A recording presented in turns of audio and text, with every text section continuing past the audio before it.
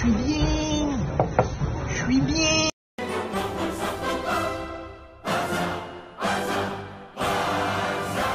Bonjour les amis, j'espère que vous allez tous très bien. Très content de vous retrouver pour cette nouvelle vidéo débrief de la victoire du FC Barcelone 4-1 contre le FC Séville. Le Barça se devait de gagner ce soir pour profiter du match nul entre le Real et l'Atlético hier soir. C'est officiellement fait maintenant. La Liga est totalement relancée. Le Barça revient maintenant à 2 points du Real Madrid et à 1 point de l'Atlético Madrid. Et le Barça aura maintenant son destin entre les mains pour la fin de la Liga en sachant que tu vas jouer encore l'Atlético et le Real par la suite. Donc le Barça fait l'opération parfaite ce week-end-là. Alors avant d'aller plus loin, n'hésitez pas à liker la vidéo, à vous abonner si ce n'est pas encore fait, c'est gratuit et ça me soutient tout simplement. Sans plus tarder, on va donc commencer maintenant par l'analyse de ce match-là qui a quand même été assez compliqué dans la largeur parce que la première mi-temps a été totalement catastrophique de la part du Barça et pourtant la deuxième mi-temps a été très bien gérée de la part des Catalans. Donc un match assez opposé dans les scénarios qu'on a vu entre la première et la deuxième mi-temps. Et pourtant, le Barça fait une entame sérieuse. Le Barça commence très bien le match. Le Barça commence avec son bloc très haut. Mais la pression sur Séville, asphyxie Séville, ne leur permet pas de ressortir le ballon. Et du coup, le Barça arrive à se procurer des occasions. C'est comme ça même que le Barça ouvre le score. Mais juste après cette ouverture du score, là, il y a eu le tournant du match pour moi, en tout cas en première mi-temps. L'égalisation du FC Séville qui intervient juste quelques secondes après ce but-là. Et ça a totalement bousillé la première mi-temps du Barça. J'ai l'impression que après ce but-là, le Barça ne s'est pas relevé. Ils ont pris un coup sur la tête. Toute l'équipe a sombré après et il n'y a plus rien du tout en première mi-temps.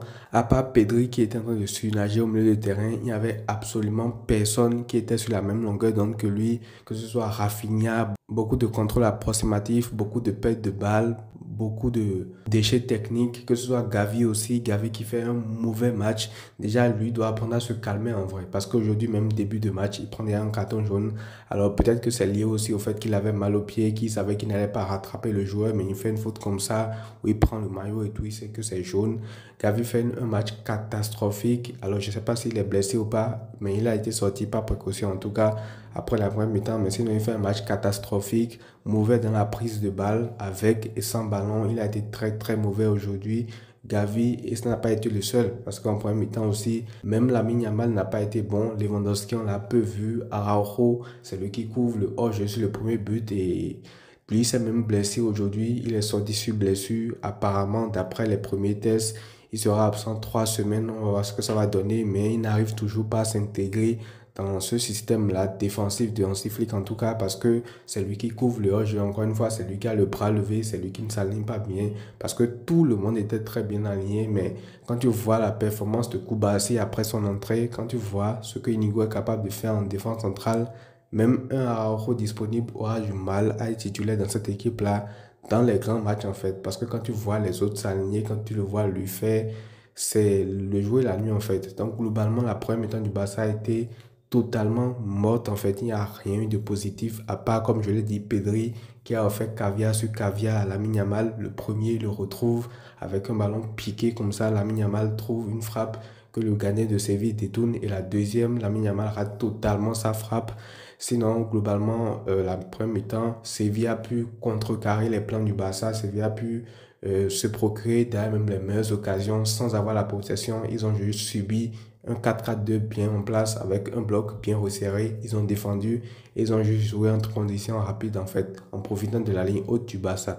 Et en deuxième mi-temps, on savait tout ce qu'il fallait faire, un changement, et encore une fois, Hansi Flick n'a pas hésité. Il sort Gavi, il met Fermin et le résultat a été immédiat en fait. Immédiat.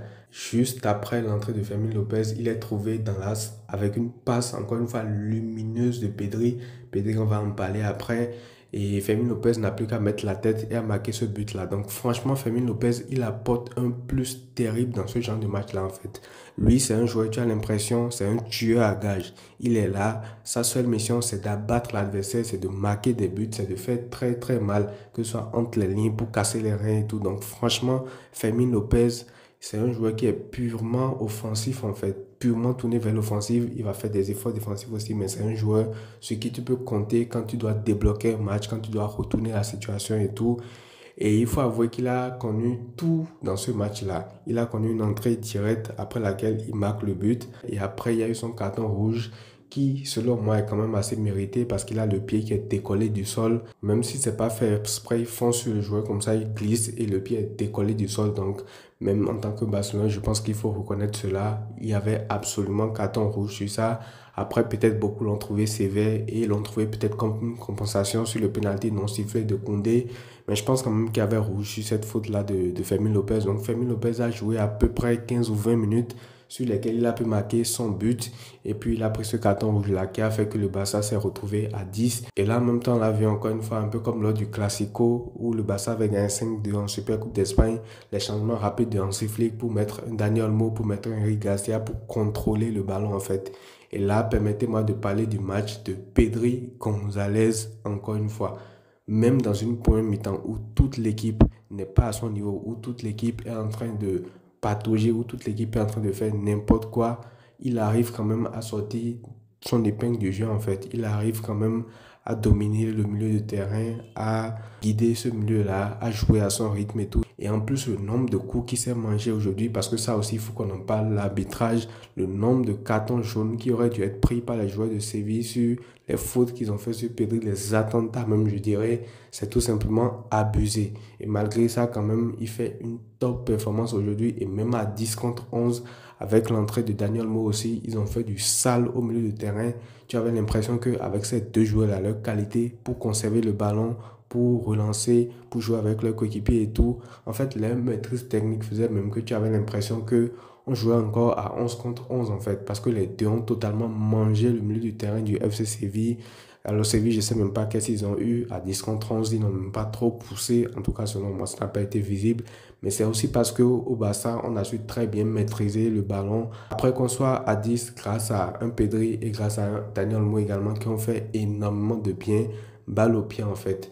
Donc Dani Olmo également, très très bonne entrée de sa part. Je pense que dans cette configuration-là, c'est un joueur qui fait énormément de bien quand même quand tu as besoin de conserver le ballon et tout. Le niveau technique de ce joueur-là, c'est tout simplement abusé aujourd'hui.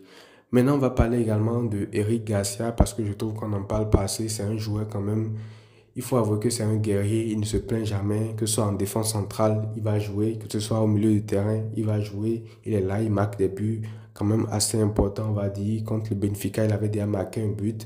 Aujourd'hui, il marque le but du 4-1. Ça te tranquillise carrément par rapport à la victoire. Donc, Eric Garcia aussi, très très bonne entrée de sa part dans son rôle au milieu de terrain. Il a su, sur un coup franc de Rafinha, il arrive à placer sa tête, il marque son but. Donc, très très bonne entrée de sa part également aujourd'hui.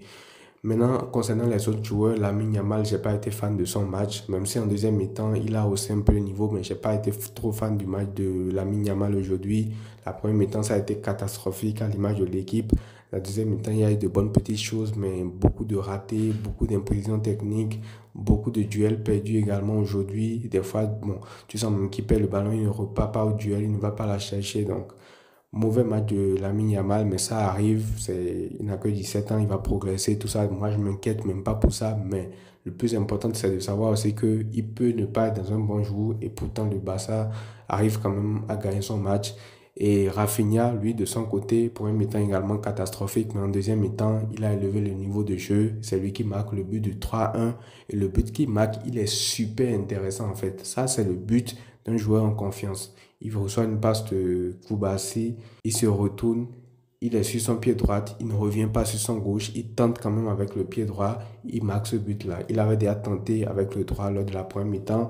Je pense que ça avait été arrêté directement par le gardien, on s'était sorti, mais en deuxième mi-temps, il ne loupe pas la mine, donc il marque son but et il fait quand même un assez bon match en deuxième mi-temps, même si la première n'a pas du tout été ça. Donc voilà, victoire très très importante pour le Barça qui va faire du bien au moral juste avant cette longue pause-là.